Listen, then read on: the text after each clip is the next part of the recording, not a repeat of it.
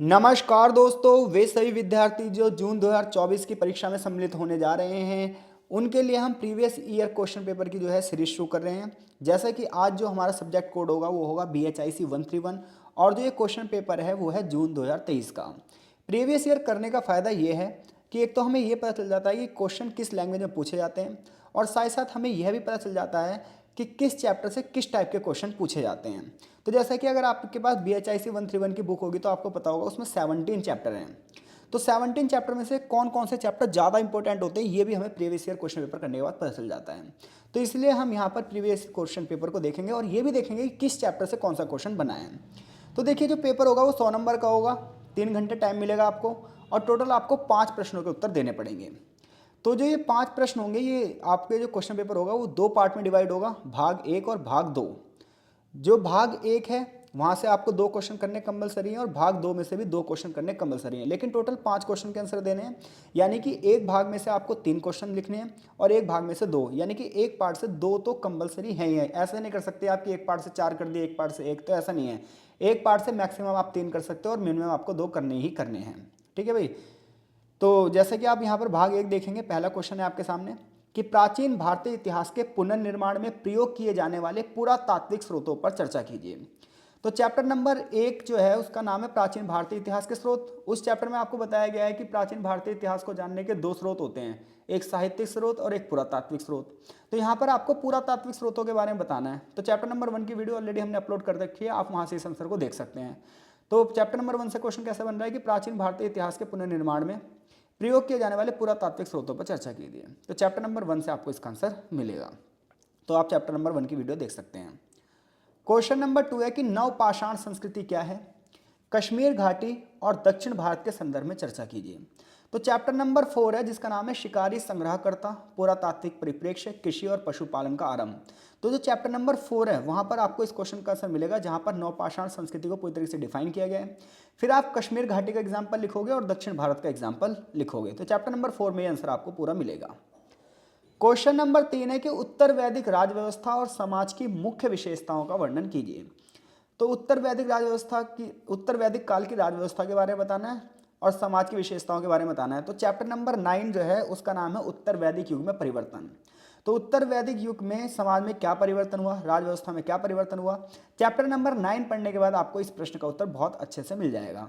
Heading two heading बना के आप इसका आंसर लिख सकते हैं। तो 3 क्वेश्चन तो डायरेक्ट 20-20 नंबर के पूछे गए। अब आगे ये बोलेगा कि टिप्पणी वाले क्वेश्चन है, यानी कि 10-10 नंबर की टिप्पणी करनी है। तो 10 नंबर की जो टिप्पणी करोगे आप 200 वर्ड में लिखोगे। तो जैसे कि टिप्पणी में आपको 3 या 4 ऑप्शन देगा, यहाँ पर 4 ऑप्शन दिए हैं और 4 में से कोई से 2 करने हैं। तो जैसे कि कौटिल्य का अर्थशास्त्र, तो कौटिल्य के अर्थशास्त्र की बात करें तो जब आप मौर्य प्रशासन वाला चैप्टर नंबर 13 पढ़ोगे तो आपको वहाँ पर कौटिल्य के अर्थशास्त्र के बारे में विस्तार से पढ़ाया जाएगा। मेहरगढ़ की सभ्यता, मेहरगढ़ के बारे में आपको चैप्टर नंबर 2 में बहुत अच्छे से पढ़ाया जाएगा, जहाँ पुरातत्व विज्ञान और पुरातात्विक स्थल है, तो वहाँ से आपको आंसर मिल जाएगा। मोहनजोदड़ो का विशाल स्नान कुंड या फिर ग्रेट बाथ, तो ये हड़प्पा सभ्यता के 2 चैप्टर हैं, एक 5वां और एक 6वां, वहाँ से आपको इसका आंसर मिल जाएगा। और भारत की मध्य पाषाण संस्कृति चैप्टर नंबर 4 में आपको इसका आंसर मिल जाएगा। तो इस तरीके से आप देख सकते हैं पार्ट 1 के 4 क्वेश्चन हैं, इसमें से आपको कोई से 2 या 3 क्वेश्चन करने पड़ेंगे। अगर 2 करोगे तो पार्ट 2 से 3 करने पड़ेंगे, पार्ट 1 से 3 क्वेश्चन करोगे तो पार्ट 2 से 2 क्वेश्चन करने पड़ेंगे। क्वेश्चन नंबर 5 है कि 6ठी शताब्दी BC में नवीन सामाजिक गुटों के उदय पर चर्चा कीजिए, यानी कि 6th सेंचुरी में कौन कौन से समाज में परिवर्तन आ रहे थे, ये आपको यहाँ पर बताना है। चैप्टर नंबर 16 में आपको इसका आंसर मिल जाएगा। इसके अलावा चैप्टर नंबर 14 भी इससे ही रिलेटेड है।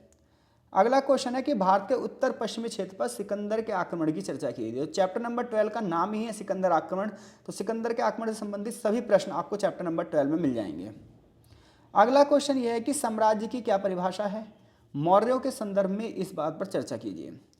तो चैप्टर नंबर 13 मौर्य शासन की स्थापना और मगध साम्राज्य का विस्तार है और चैप्टर नंबर 14 ही मौर्य शासन की प्रशासनिक संगठन, अर्थव्यवस्था और समाज के बारे में बता रहा है। तो आपको इस क्वेश्चन का आंसर आपको 13 और 14 चैप्टर में मिल जाएगा। फिर यहाँ पर टिप्पणी वाला है कि एरियन की इंडिके के बारे में बताइए, ये अशोक वाले चैप्टर से मिल जाएगा। अशोक का धम्म वाला भी मौर्य प्रशासन वाले चैप्टर से मिल जाएगा आपको। सातवाहन कालीन प्रशासन कैसा था और कुषाण वंश पर टिप्पणी कीजिए, ये सब चीज़ें आपको 9वें 10वें चैप्टर में मिल जाएगी। तो देखिए कुल मिलाकर बात यह है कि अगर 17 में से आप 10 चैप्टर अच्छे से कर लें तो 10 चैप्टरों में से आप आसानी से 5 क्वेश्चन कर लेंगे, क्योंकि आपको करने तो 5 ही क्वेश्चन है। अब अलग से 17 चैप्टर पढ़ोगे तो 17 चैप्टर से 17 क्वेश्चन बनते हैं, हर चैप्टर से एक इंपॉर्टेंट क्वेश्चन जरूर बनता है। तो हर चैप्टर से एक इंपॉर्टेंट क्वेश्चन जो बनता है उसकी मैं वीडियो बताऊंगा आपको कि हर चैप्टर से कौन कौन से इंपॉर्टेंट क्वेश्चन बनते हैं। बट यहाँ फिलहाल इस क्वेश्चन पेपर से आपको ये पता चल गया होगा कि अगर आप 8 से 10 चैप्टर अच्छे से कर लो, खासतौर पर मौर्य साम्राज्य वाला, सिकंदर वाला, हड़प्पा सभ्यता, वैदिक काल, तो यहाँ से आपके 3-4 क्वेश्चन फंसने ही फंसने हैं जो आएंगे ही आएंगे पेपर में। तो आशा है इस क्वेश्चन पेपर की वीडियो से आपको बहुत सारी सहायता मिली होगी। मिलते हैं आपसे नेक्स्ट सब्जेक्ट कोड की वीडियो के साथ, तब तक के लिए आपको बहुत बहुत धन्यवाद।